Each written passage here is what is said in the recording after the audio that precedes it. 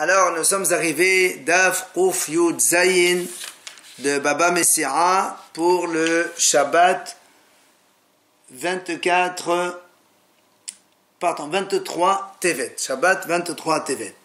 Il nous restait juste la dernière ligne de Quf Zayin Amoud Bet. Bari Rabbi Abba Balmamal. En fait, on était en train de parler lorsque il y a une maison avec un étage au-dessus, un niveau donc au-dessus, et donc le plancher de l'étage au-dessus, il s'est un peu ouvert. On a dit dans la Mishnah, lorsque le propriétaire ne veut pas réparer, le monsieur d'en haut, il va descendre donc pour habiter dans le niveau de bas jusqu'à ce que le propriétaire répare le plancher cassé. Maintenant, Rabbi Abba il pose une question. Il dit, lorsque ce donc locataire d'en haut, il descend habiter dans l'appartement d'en bas du propriétaire.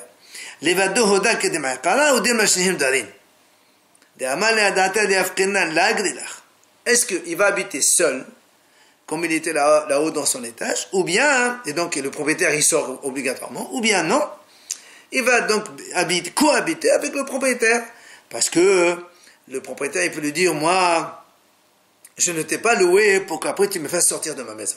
C'est la question qu'il pose. Alors la Gemara dit, si maintenant tu me réponds, les deux ils habitent.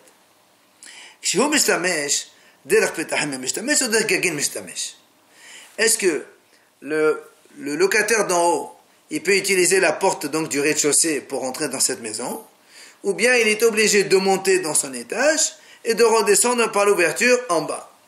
Est-ce qu'il va dire, le propriétaire lui dit, comme au début,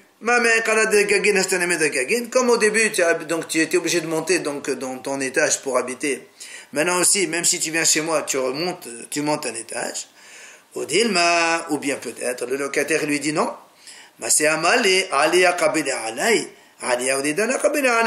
il peut dire, moi j'ai accepté de faire monter un étage, d'accord, mais je n'accepte pas de monter et de redescendre un autre étage derrière pour ensuite venir chez toi. Donc, question.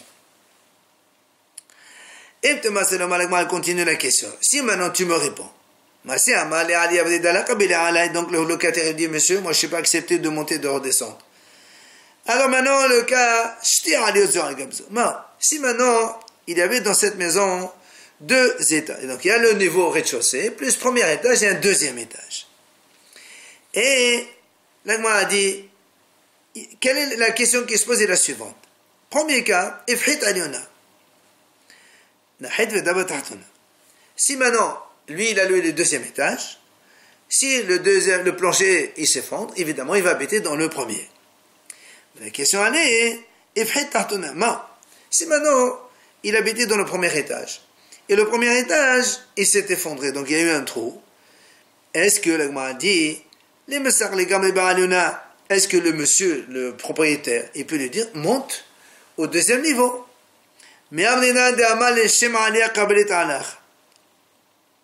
Est-ce que le propriétaire, donc il peut lui dire, monsieur, de toute façon tu devais monter un étage, maintenant tu montes deux étages, c'est la même chose. Ou bien, ou bien le locataire il peut dire, non monsieur, moi j'étais prêt à monter un étage, je ne suis pas prêt à monter deux étages. Et donc il veut redescendre donc pour habiter au rez-de-chaussée. La question qui se pose, la Gemara répond, Tikou, il n'y a pas de réponse. On a vu dans la Mishnah ensuite, Rabbi Yosef Omer, quand on a dit le propriétaire, il veut réparer, Rabbi aussi dit, donc Tanakama d'abord il dit, donc Tanakama dit, il doit réparer tout le plancher. Rabbi aussi dit non. Donc le propriétaire, il paye les poutres pour faire le plancher, mais le locataire donc du premier niveau, lui il va payer donc le ciment pour cimenter, pour aplanir le sol. Ça c'était donc Rabbi aussi. La Gemara dit, Maï tiqra, qu'est-ce qu'on appelle tiqra de toi? C'est-à-dire donc les roseaux, les poutres, tout ça, les planches. Ustine Amada Besham Lakish, Ustine c'est un hacham qui a dit au nom de Rish, les vahim, c'est donc des planches. C'est deux types de planches, des planches ou des bouts de poutres. Et L'agma a dit, en vérité, il n'y a pas de donc, discussion. Chacun, il a parlé en fonction de ce qui se passait dans sa région où il habitait. Enho Betri. L'agma nous ramène ici le cas. Il y avait deux voisins. Que, donc, un il habitait au rez-de-chaussée, l'autre il habitait un étage au-dessus. Qu'est-ce qui s'est passé? Donc là, le plancher du premier étage, donc il s'est un peu ouvert. Le problème, c'est que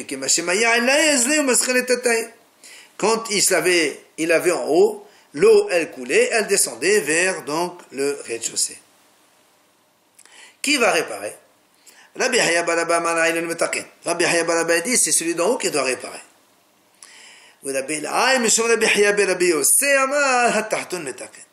Et lui, Rabbi Yahya, au nom de Rabbi Yossi, il dit non, c'est celui d'en bas qui doit réparer la fuite. Et la Gemara donne un siman, Visiman Yosef Horad Misraim. Comme il y a marqué Yosef Horad, il a été descendu.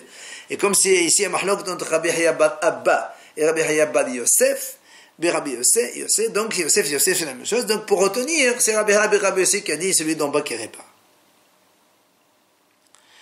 Alors la Gemara a dit, Lim, est-ce qu'on va dire est-ce qu'on va dire que cette mahlok entre Rabbi Yahya Rabbi Abba et Rabbi Elai au nom de Rabbi Yosef, c'est la même discussion qu'on a nous dans notre Mishnah entre Rabbi Yosef et Rabbanan? C'est-à-dire, les man de Amar Aïlon Metaken, celui qui a dit, donc c'est le premier, celui de dessus qui doit réparer la fuite. Kasavat, il pense quoi? C'est donc l'endommageur qui doit s'éloigner de la victime. Comme l'endommageur ici, c'est lui d'en haut, c'est lui qui est en train de verser de l'eau en bas. Alors, lui, il dit c'est l'endommageur qui doit s'éloigner. Et celui qui a dit, donc, que Rabbi Yahya et Rabbi Yossi qui a dit, celui d'en bas, il doit réparer.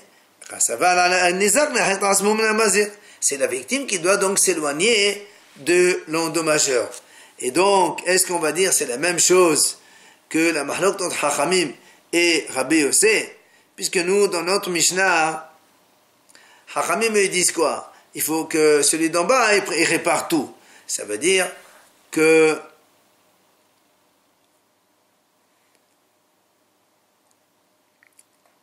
selon les Chachamim,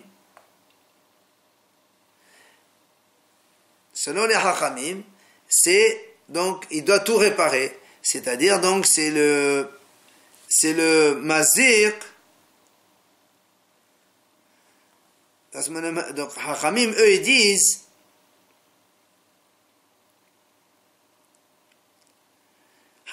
donc c'est le nizar qui doit s'éloigner du mazir. Alors que Rabbi Yossi, quand il a dit, Rabbi Yossi dit c'est le d'en haut, il donne le ciment. Justement, donc ça veut dire que c'est le mazik qui doit s'éloigner du nizar. Donc est-ce qu'on va dire que c'est la même mahlok comme notre Mishnah? Vient la Gemara dit, comment tu peux dire ça? Rabbi Yossi Rabbanan et Anan Zakin Pleri. Est-ce que Rabbi Yossi Rabbanan il parle de dommages ici? Pourtant nous, AFK Shamanan Lehu. Parce que dans les dommages, on a vu que Rabbi Yossi Rabbanan il disait tout le contraire. Où c'est qu'on a vu ça? Il y a une Mishnah qui dit, Malhiqin et ha'ilan min habod quand un homme, il a un puits qui était creusé, il vient un autre et qui veut planter un arbre, il doit s'éloigner du puits 25 amas, c'est-à-dire 12 mètres 50. Pourquoi? Pour ne pas que les racines de l'arbre puissent déranger donc le puits et casser les parois du puits. Et quand c'est un caroubier ou un sycomore, ils ont les branches beaucoup plus larges, il doit s'éloigner encore plus, 50 amas, 25 mètres.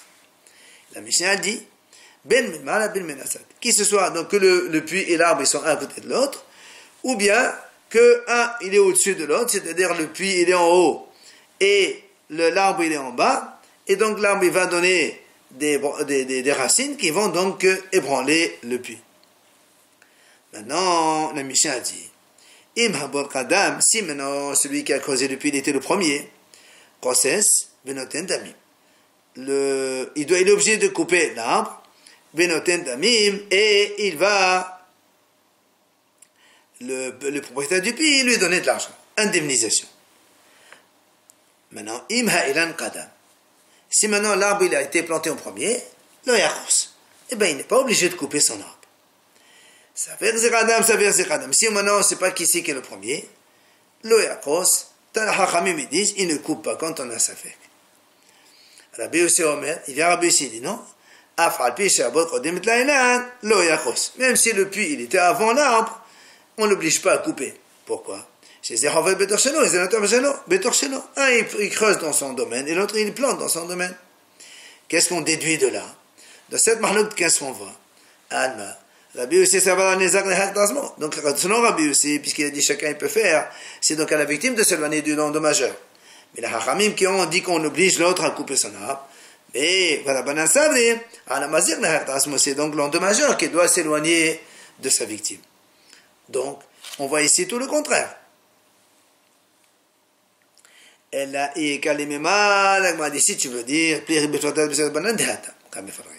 la mahloket de ici, Rabbi Yossi et Rabbi Abba, c'est dans une autre mahloket de Rabbi Yossi et de Rabbanan. Alors, c'est-à-dire que notre cas à nous, où il y a une fuite dans le plancher, et mahlok Rabbi Abba, eh bien c'est la même mahloket que celle de Rabbi Yossi et Rabbanan, justement dans cette histoire de arbre avec à côté du trou. Alors la Gemara dit dans ces cas-là, alors donc Rabbi Yossi et la Hachamim de chez nous dans notre Mishnah, c'est quoi leur discussion? La Gemara dit, c'est-à-dire qui doit renforcer le tiqra, c'est le plafond, c'est-à-dire le plafond du rez-de-chaussée, qui est en fait le rez-de-chaussée, le plancher du premier étage. Alors c'est là où il y a Mahlok de Rabban et Rabbi Yossi. Rabbanan savde ma'azib ahzuqi tiqrahu v'ahzuqi tahton v'ahzuqi. Hachamim ils disent, quand tu mets le ciment, c'est pour renforcer le plancher. Or, qui c'est qui doit renforcer le plancher de là-haut? C'est le tarton, c'est le propriétaire qui est en bas. Mais Rabbi Yossi dit non, ça va, Rabbi Yossi il pense que quand on construit le ciment dans le plancher, c'est pour aplanir, que le monsieur d'en haut il puisse donc habiter de façon confortable donc chez lui.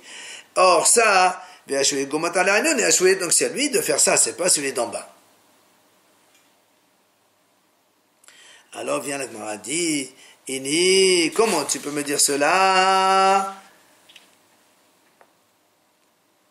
Comment tu peux dire que chez nous, Rabbi Hiyab et Rabbi Yossi qui a dit, lorsqu'il y a une fuite, c'est celui d'en bas qui doit construire. Il pense comme Rabbi Yossi, que là aussi Rabbi Yossi il a dit, c'est celui d'en bas qui doit construire. Pardon, c'est celui d'en haut qui doit construire. Biama Rabashi, qui a mis la Belav Kana va amener la modèle Rabbi Yossi pour les délais. On m'a dit pourtant, nous on a vu que Rav Kana dit que Rabbi Yossi il est d'accord, Biri les délais, c'est-à-dire quand le monsieur il envoie des flèches directes, eh bien c'est le Mazir qui doit donc s'éloigner du Nézar et pas le contraire. Donc tu vois bien que Rabbi Hiyab et Rabbi Yossi, il ne peut pas dire comme Rabbi Yossi, parce que Rabbi Hiyab et Rabbi Yossi, c'est celui d'en bas qui répare. Or, celui d'en bas, c'est la victime, puisqu'il y a la fuite qui descend chez lui. Alors, donc c'est pas du tout la même chose. Viens, l'Agman répond, tu sais pourquoi Rabbi Hiyab et Rabbi Yossi, il a dit que celui d'en bas, il répare? Parce qu'en fait, des faces Kemaya Behadan Nafle. C'est pas comme tu as dit toi, c'est Rabbi Yossi il a dit dans les flèches, que c'est comme si quelqu'un il envoie une flèche directe, comme ici l'eau elle descend directement. Il dit c'est pas pareil. Ici l'eau en fait elle coulait et elle restait là-bas donc dans les planchers de l'étage et c'est qu'après elle tombait dans l'étage en bas. Et là donc ce n'est pas un dommage direct. Et là dans ces cas-là c'est Rabbi Yossi il est d'accord, c'est le nizak, donc celui d'en bas qui doit s'éloigner. Comme chez nous Rabbi Yossi il a dit. C'est la tartonne qui met à peine, donc c'est la victime qui doit réparer. Matiti nouvelle Mishnah. Habayt ve'aliyah shel shnayim shnaflu. La Mishnah nous ramène ici le cas où il y avait donc une maison rez-de-chaussée avec un étage au-dessus. Et voilà que les deux, la maison et celui d'en haut et l'étage dessus, ils sont tombés tous les deux. Donc celui de l'étage, il dit au celui du rez-de-chaussée, construis ton rez-de-chaussée, comme ça moi je peux construire mon étage dessus. Mais il veut pas. Celui de Baal Bayt en bas, il veut pas. Qu'est-ce qu'il fait celui qui habite au-dessus, au rez-de-chaussée, au premier étage? Qu'est-ce qu'il fait? Il va construire le rez-de-chaussée. Et il habite Veda Betora. Il va habiter dedans. Jusqu'à ce que le Baal Bayt, il admet de lui donner tout ce qu'il a dépensé pour construire en bas. Alors là, donc l'habitant du premier étage, il sort du rez-de-chaussée où il était, et il construit son premier niveau en haut pour y habiter. Rabbi Yehuda Omer, Avzeda Betor Shahavelo, ça veut dire la lutte au Sacha. Rabbi Yehuda dit, non, dans ces cas-là, si celui qui a habité avant au premier étage, il a construit le rez-de-chaussée, il a habité dans le rez-de-chaussée, il est obligé de payer le loyer de tous les mois qu'il est resté dans ce rez-de-chaussée. Parce que de toute façon, il n'a pas où habiter. C'est pour ça, il dit Rabbi Yehuda,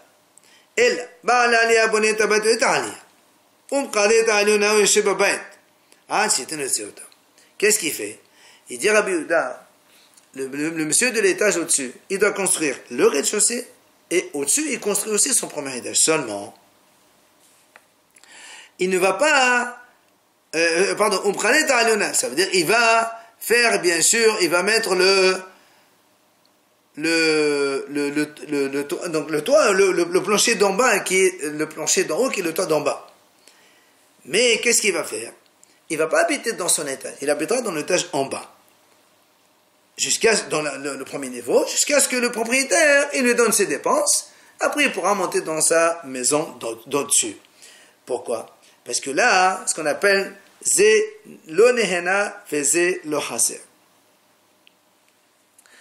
Selon Rabbi Yehuda, dans le premier cas, quand il a construit que le rez-de-chaussée, le monsieur du premier niveau, il n'avait pas où habiter. Donc il est nehena, il profite.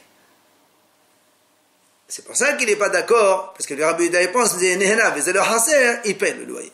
Pour ne pas qu'il paye, il faut que Zelo Nehana, il n'a pas profité. Et le Haser ne manque rien. Ça veut dire que quand il construit le rez-de-chaussée plus le premier niveau, et il ne peut pas habiter au premier niveau, il va habiter au celui d'en bas. Et tu vas me dire qu'il y profite. Il ne profite pas, puisqu'il aurait pu très bien habiter dans son premier niveau. Mais seulement comme l'autre, il n'a pas payé la construction du rez-de-chaussée, donc il ne va pas le laisser là-bas. Dans ces cas-là, il attend que le rez-de-chaussée lui paye ses dépenses et après il remonte dans sa maison d'en haut sans payer de loyer. Voilà. Bien la Gemara nous dit, Amar Rabbi Yochanan, B'shlosha mekomot shana lanu Rabbi Yehuda, asur la'adam sheyihene memamon haveru. Dans 3 endroits différents, Rabbi Yehuda nous a enseigné qu'un homme n'a pas le droit de profiter du bien de l'autre. Hada ha. Ce qu'on a vu dans notre Mishnah, quand on a dit qu'il ne peut pas construire le rez-de-chaussée d'en bas et habiter dedans parce qu'il profite de l'autre, c'est un saut. Et Darmahi, c'est quoi la deuxième? C'est marqué dans une Mishnah. Quelqu'un, il a donné de la laine à un teinturier. Il lui dit, tu me teins ça en rouge, et l'autre, il a teint en noir. Ou bien shahor, ou bien en noir, il a teint en rouge. Rabbi Meir dit, le teinturier, il doit donner le prix de la laine blanche comme il l'a pris chez le client, il lui rend sa laine blanche. Rabbi Yehuda Omer, si tu fais ça, ça veut dire que le teinturier, il a profité de la laine que l'autre il lui a amenée. Et c'est à de profiter de l'argent de l'autre. Alors il propose une autre solution. Ça c'est le deuxième cas où Rabbi Yehuda dit on n'a pas le droit de profiter du bien de l'autre. Qu'est-ce qu'il dit Rabbi Yehuda? Et si la plus-value, elle est plus importante que la dépense effectuée par le teinturier, alors notez le client, il lui donne que la dépense. Ici maintenant la dépense, elle est plus importante que la plus-value qu'a pris la laine avec cette nouvelle teinte. Notez le tacheva. Ça veut dire dans tous les cas, le teinturier il est perdant. Vedar, troisième cas, Mahi la Gemara dit, c'est quoi? Ditnan, la Mishnah dit, Mishpara Marsat Houv. Quelqu'un, il a une dette, il a un shtar, il a remboursé une partie, il reste une autre partie. Seulement, quand il rembourse une partie, il ne peut pas laisser le shtar chez le malvé, parce que sinon il va le réclamer tout. Qu'est-ce qu'il fait? Il a donné son shtar, un tiers. Il lui dit, il lui dit au tiers, écoute, par exemple, j'ai fait une dette de 1000 euros, j'ai payé une 500, il me reste 500. Si d'ici un mois, je ne rembourse pas les 500, tu donnes tout au malvé, au prêteur, tant pis. La Mishnah dit, s'il arrive le temps et il ne paye pas, le tiers, il donne le shtar au malvé. Rabbi Yehuda dit non, pas du tout, il ne donne pas. Parce que là aussi, Rabbi Yehuda, il ne veut pas qu'un homme il profite de l'argent de l'autre. Donc si tu donnes le shtar, le malvé il va récupérer encore 1000 alors qu'il a déjà pris 500. Donc c'est un sourd. Voilà donc les trois cas où Rabbi Yehuda dit on n'a pas le droit de profiter de l'argent de l'autre. Viens la Gemara et pose une question. Mimai, d'où tu sais que c'est comme ça? Peut-être que la raison de Rabbi Yehuda, c'est pas du tout la même dans ces trois cas. Premier cas, la Gemara dit, Dilma, tu sais pourquoi chez nous Rabbi Yehuda, il a dit le monsieur, donc dans notre mission à nous, que le monsieur du premier étage, il ne peut pas habiter dans le rez-de-chaussée, parce qu'il a parce que quand il va habiter là-bas, les murs ils vont noircir à l'usage, et donc quand l'autre il va lui payer, comme si c'était neuf, alors c'est pas normal. C'est pour ça qu'il a dit c'est assourd. Donc c'est pas la raison que tu as dit c'est assourd de profiter, c'est parce qu'il y a une indemnisation. Il a mis encore le deuxième cas. Laisse voir, raconte, il a donné à un teinturier la laine pour en faire rouge, il l'a fait au noir. Et nous on sait que celui qui change par rapport au contrat, il est toujours défavorisé. Donc c'est pas la raison parce qu'il faut pas profiter, parce que tout simplement on n'a pas le droit de changer. Celui qui change, il doit l'intartona. Et enfin le troisième cas, quand on a dit celui qui a remboursé une partie de la dette, après il a donné le contrat à un tiers, il lui dit si je ne rembourse pas, tu lui donnes. Ça c'est comme une asmarta, c'est-à-dire quelqu'un il promet sur une situation qu'il peut-être il pourra peut-être pas faire, et il exagère un peu par rapport à la normale. Or, donc tu vois bien que c'est pas du tout les trois points communs dans lesquels on voit la raison que Rabbi Yehuda il a dit, c'est un sort de profiter de l'argent de l'autre. Peut-être chacun a une raison différente.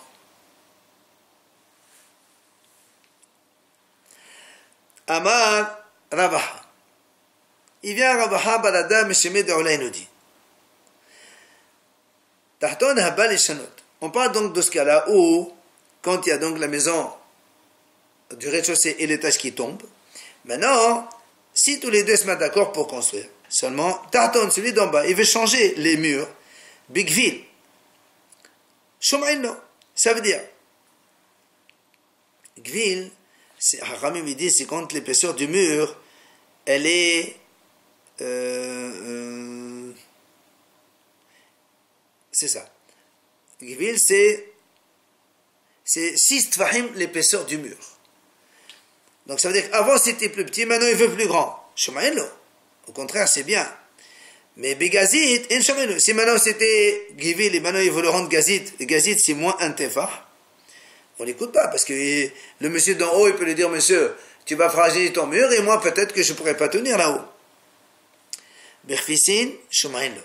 Si maintenant, il veut prendre des berfisin, ça veut dire, hetze levenim. Il dit,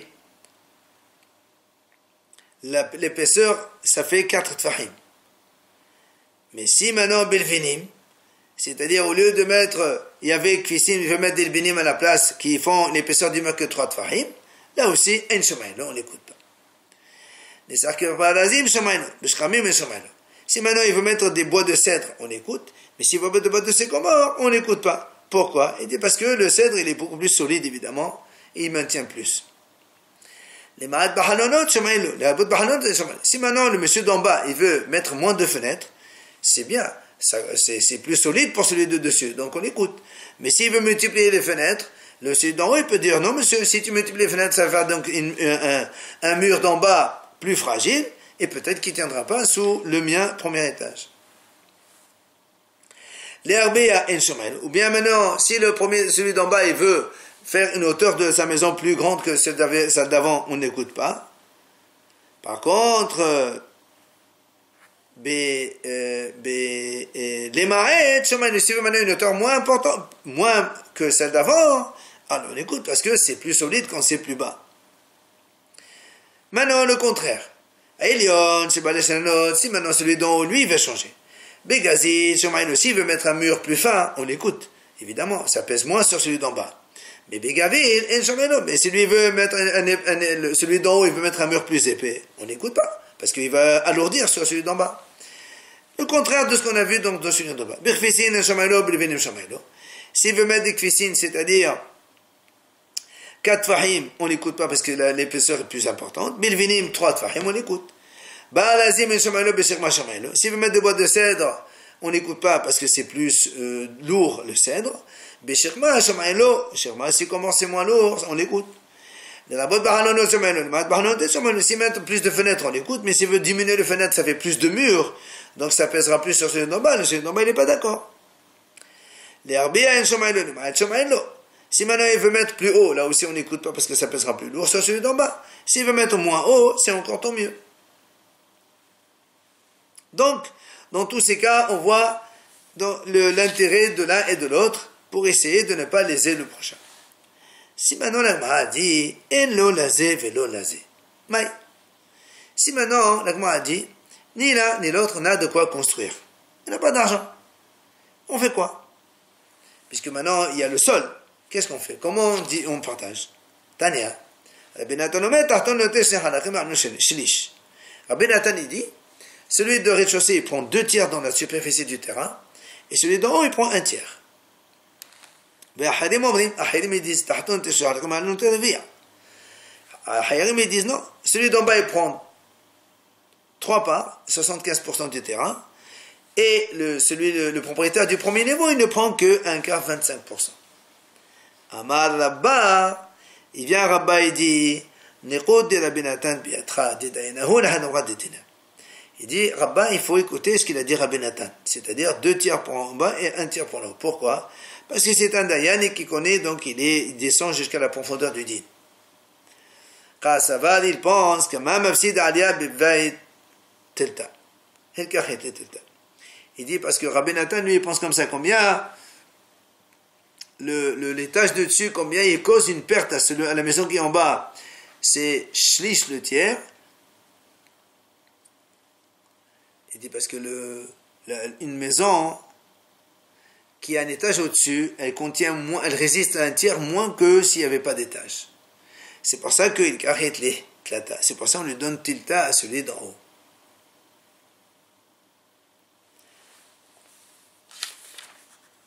On verra la Mishnah la prochaine fois.